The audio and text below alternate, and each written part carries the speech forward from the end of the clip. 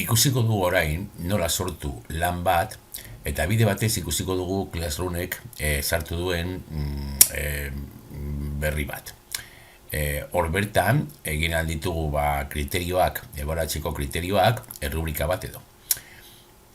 Orduan, egingo duguna izango da sortu eta lana. Kasu honetan, hasiko gara puntuekin ezahazteko eta gaia beti bezala lehenengoa euskararena izango da kasu honetan, lehenengoa gero ezahazteko. Jarriko diegu izena, deskripzioa izango da, nik kasu honetan prestatu dut artxibo bat, argazki batekin, haiek deskribatzeko ageritzen dena argazkia. Simplea eta erreza.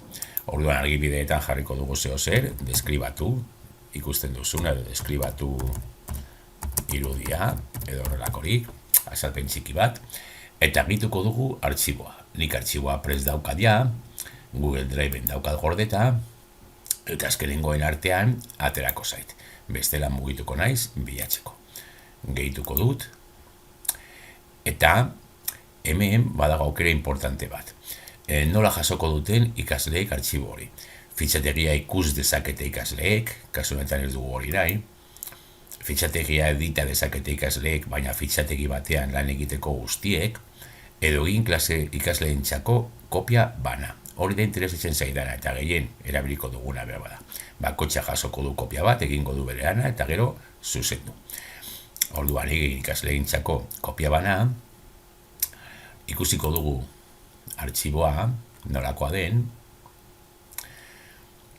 simplea, bakarrik da, argazki bat, paisai baten argazki bat, eta haiek egingo dute hemen deskribapena, eta bar. Idatziko dute, eta deskribapena egingo dute. Edozein mototako artxiboa izan alda, noski. Hau da berria dena. Hemen, sakatzen badugu argibideak, sortu argibideak argitu zaigu, berrerabili oinarrizko irizpideak, ni jarri alditut oinarrizko irizpide batzuk lan konkretu batzuetarako, edo importatu kalkulu horriak zerbitzutik. Baldin badaukat kalkulu horri batean eginda ebaluazio kriterio batzuk edo errubrika bat, hori deskribapenak ebaluatzeko, erabiliak dut. Baina sortuko ditugu, kasu honetan. Sortu argibideak, eta hemen, erabili puntuazioak, normalean beti izango da aktibaturik, eta puntuak ordenatzeko irizpidea beherantzat. Hori da, lehenengoa, altuena eta gero, basuenak. Irizpidearen izena, jarriko dugu adibidez deskripzioa, eta egingo dugu errubrika bat, deskripzioak ebaluatzeko. Irizpidearen azalpena, hor jarri aldugu azalpen bat, zer egiten ari garen errubrika horrekin, zer ebaluatu nahi dugun, eta hemen agertuko dira irizpideak. Orduan, lehenengoa puntuak derrigor jarri behar dira, mailaren izena eta azalpena.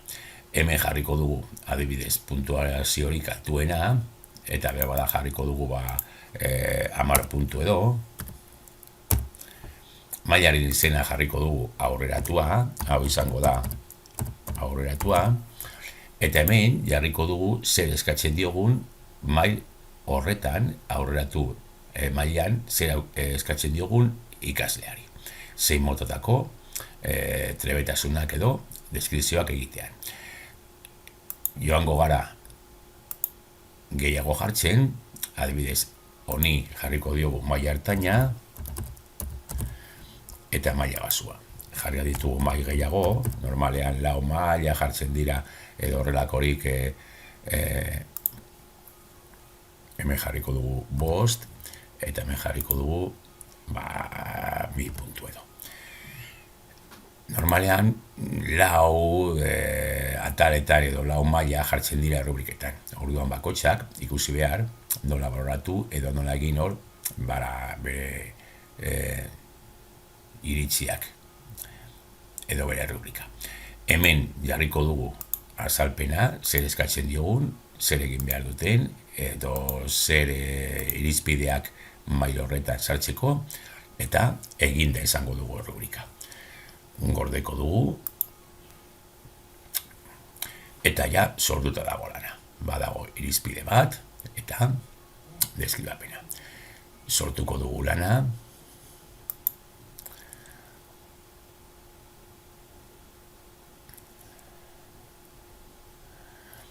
Eta horrela, edozein motatako lan sortu ahal du.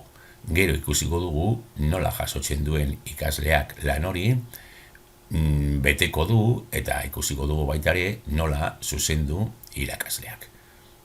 Iruzkinak eginez edo zuzen zuzentzen.